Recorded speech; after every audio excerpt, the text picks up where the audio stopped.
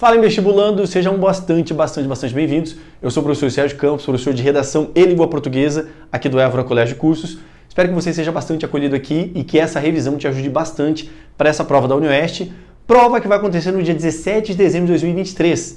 Então já mando um recado do futuro no seguinte sentido. Para este ano a edição da UniOeste teve mudanças.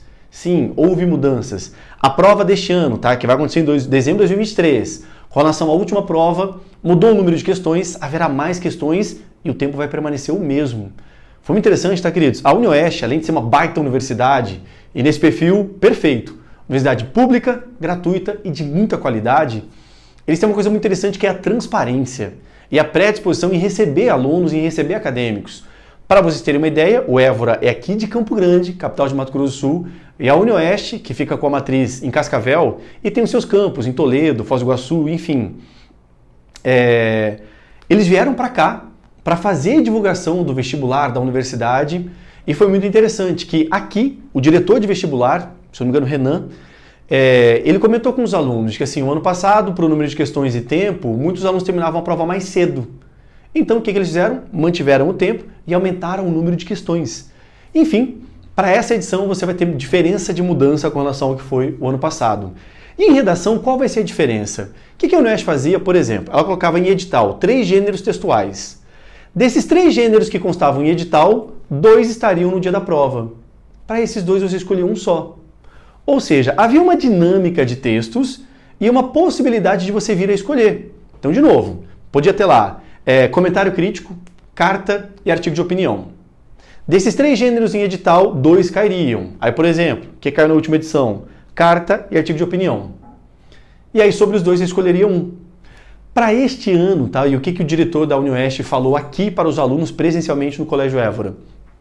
Que a mudança de redação vai ser o gênero textual já definido para cada ano. E eles cadenciando entre artigo de opinião e carta.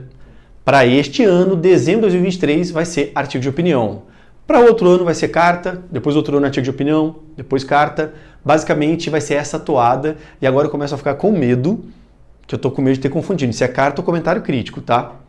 Eu vou ver se, eu vou conferir e na legenda aqui, na descrição do vídeo, eu confirmo com vocês, tá?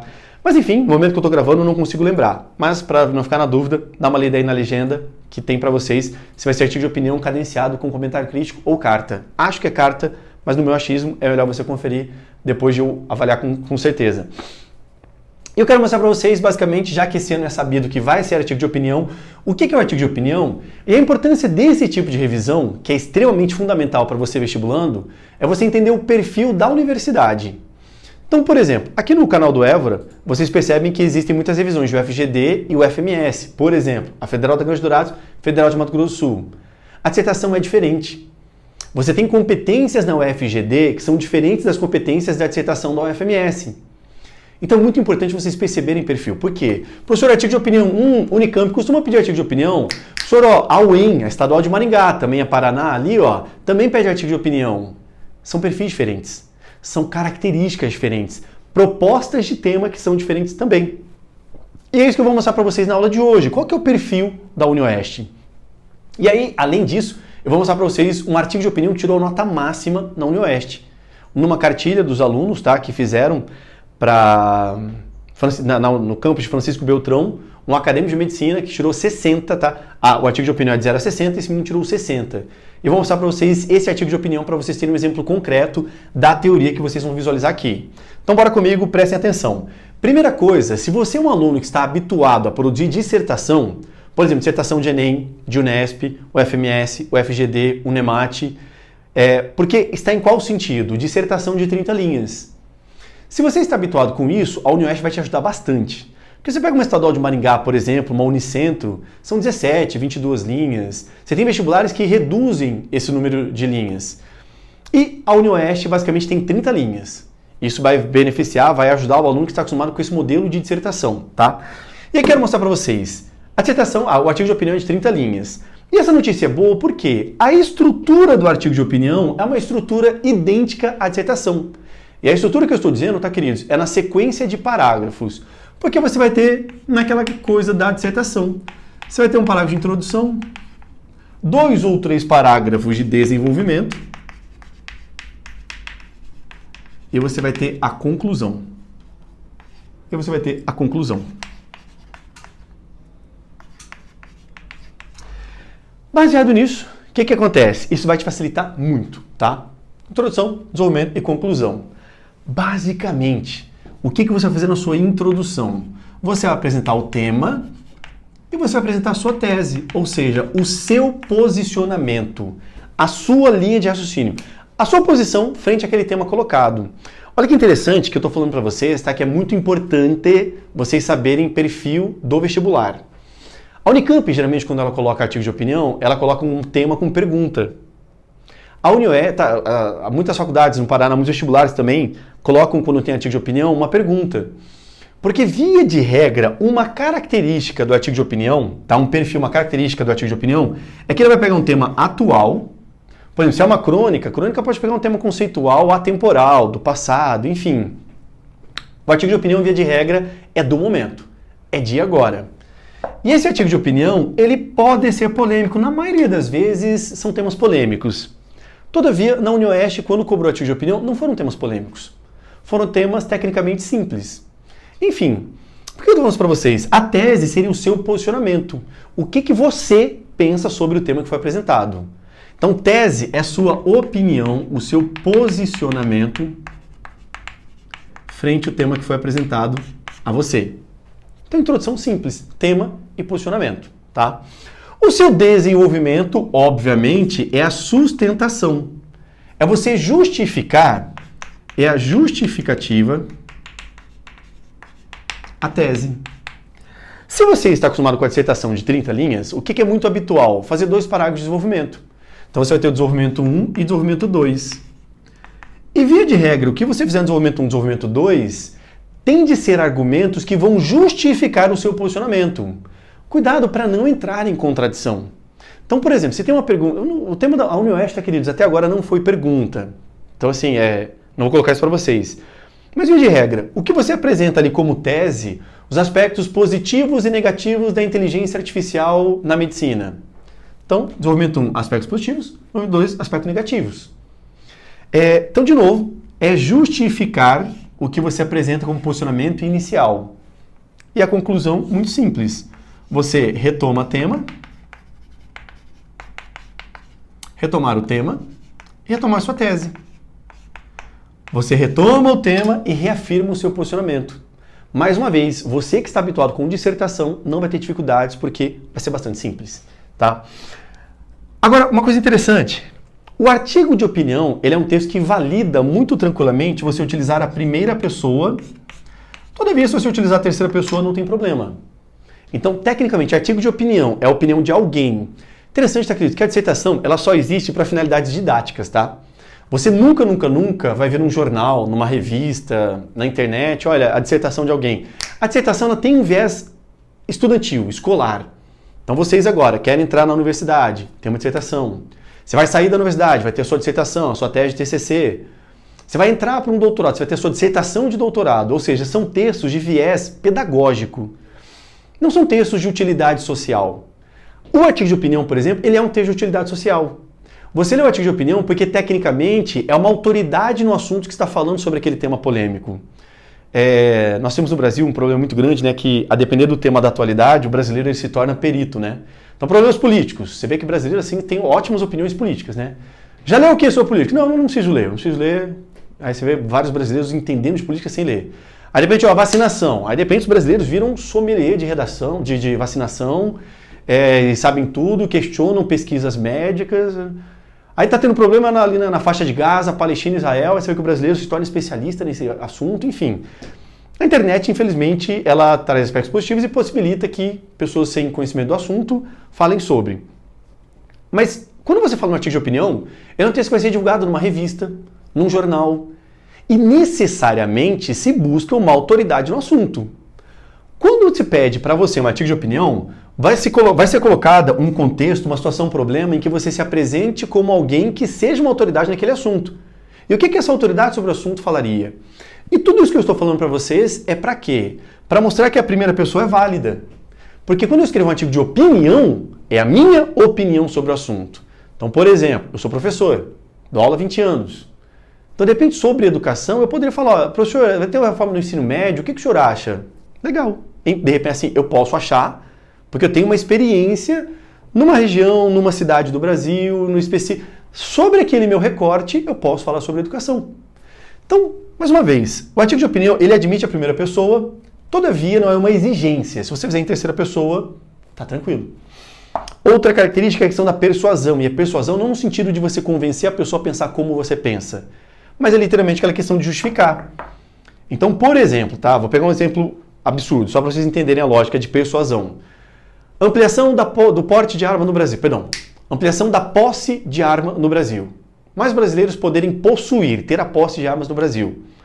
Você percebe que é um tema que a sociedade divide muito. Tem muitos segmentos que são favoráveis, muitos segmentos que são contrários. Professor, e quando o vestibular coloca uma pergunta dessa, qual que é o gabarito? Se de repente a universidade quer que eu pense que não tem que ampliar, a universidade não faz isso. Não faz. Você pode pensar A ou B. O que ela quer? A validação da sua justificativa. Então, de repente assim, professor, ó, eu sou contrário à ampliação do porte de arma. Tá? Essa foi sua tese, seu posicionamento. Agora justifica. Me dê 2 porquês que tem que ter, que não pode ter a posse de arma.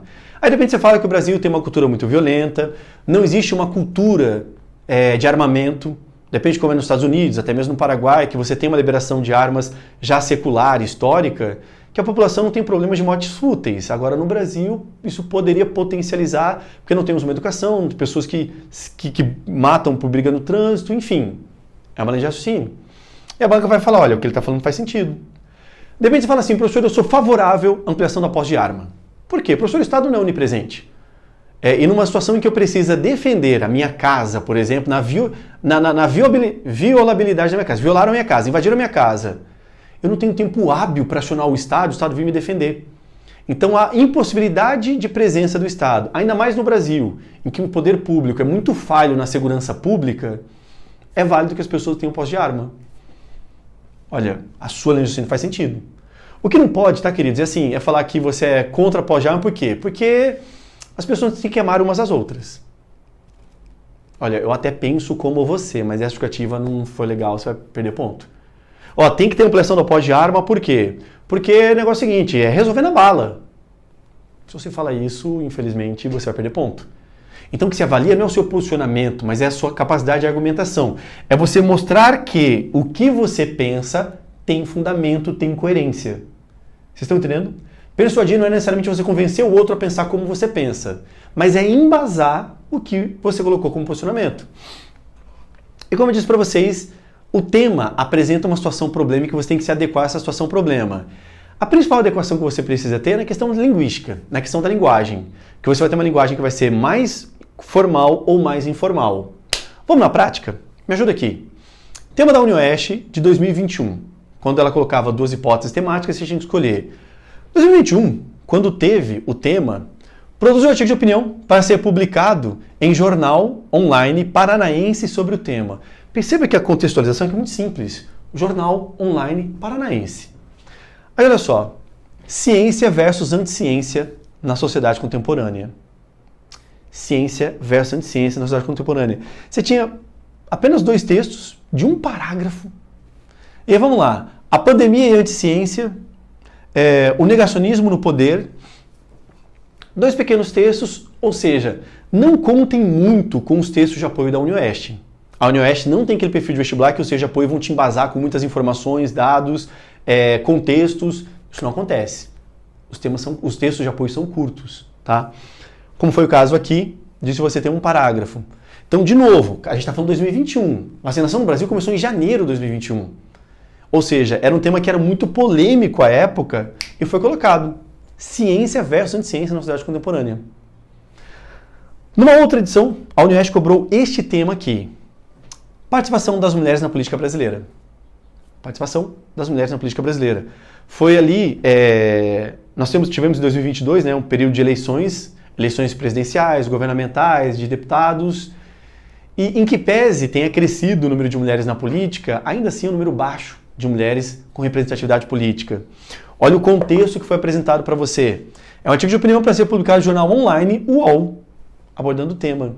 Ou seja, a UniOeste, ela coloca de maneira muito simplificada o contexto em que você está inserido para poder escrever. De novo, 2 textos pequenos. Mulheres batem recorde de participação na política brasileira. Legal, aspecto positivo. Participação da mulher na vida pública. Você vê aqui que ainda é baixa, proporcionalmente falando, o número de mulheres no Brasil. Então olha que interessante, um tema bem atual, participação das mulheres na política brasileira.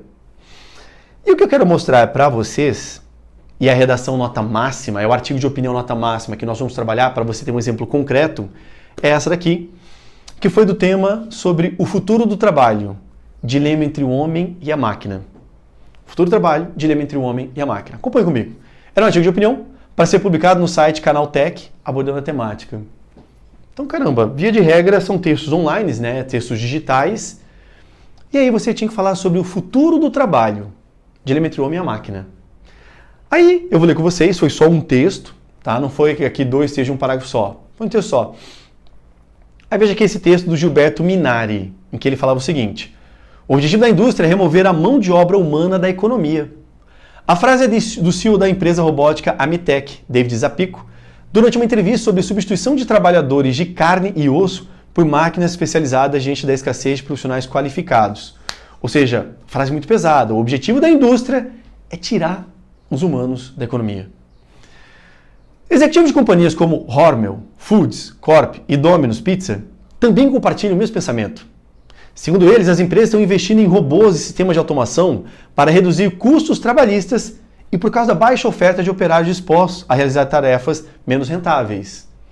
Ou seja, está faltando mão de obra qualificada, está tendo escassez, a saída, o trabalho da máquina. Segundo especialistas, essa mudança na classe trabalhadora representa um caminho sem volta na economia como a conhecemos, combinando transformações nas relações de trabalhos, pressões geradas pela pandemia global e oportunidade proporcionada pelo desenvolvimento tecnológico dos últimos anos.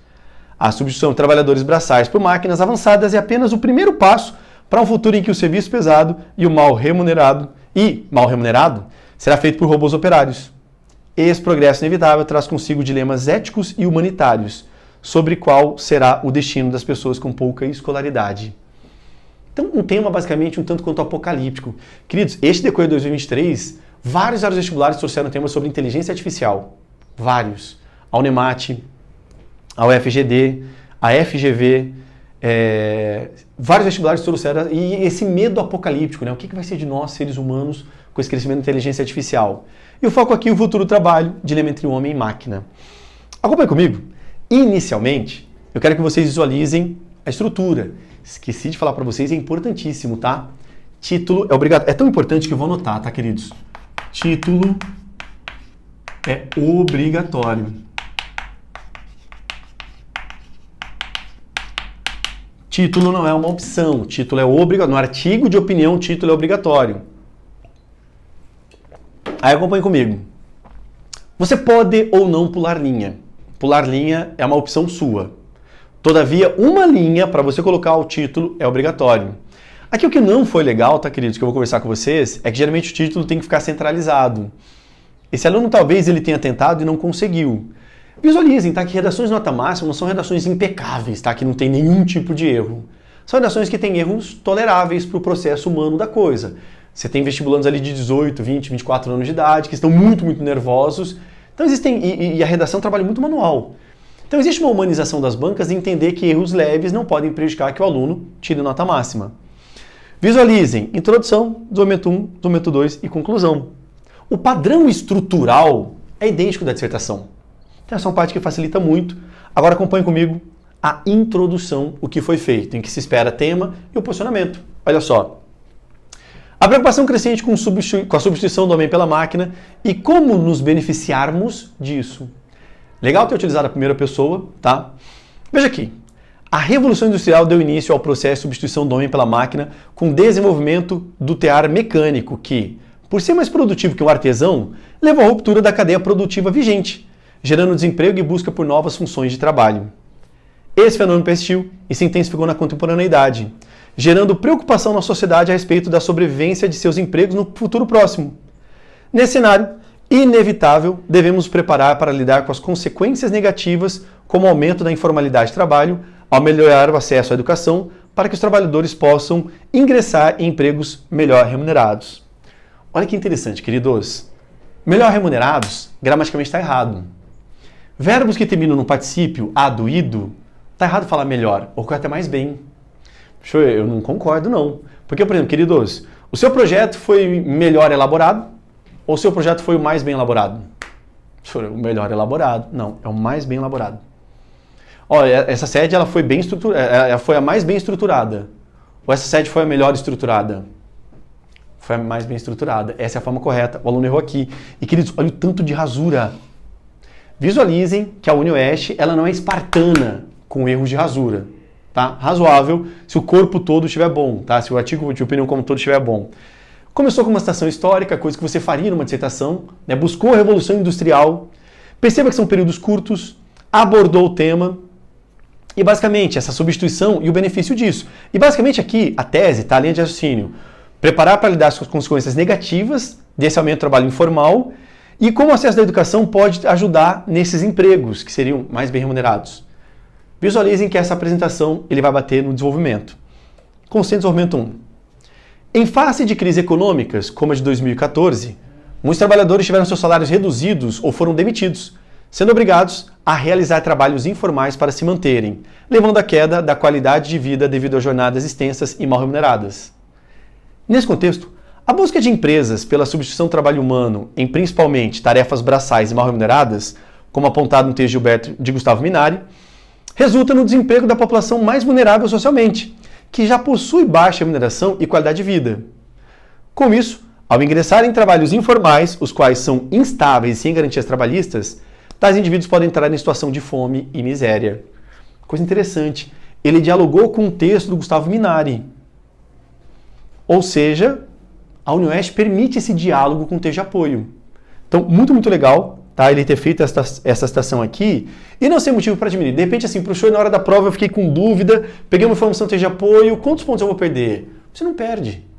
Artigo de opinião e na UniOeste você pode dialogar, você pode citar o autor do texto de apoio que aparecer para você.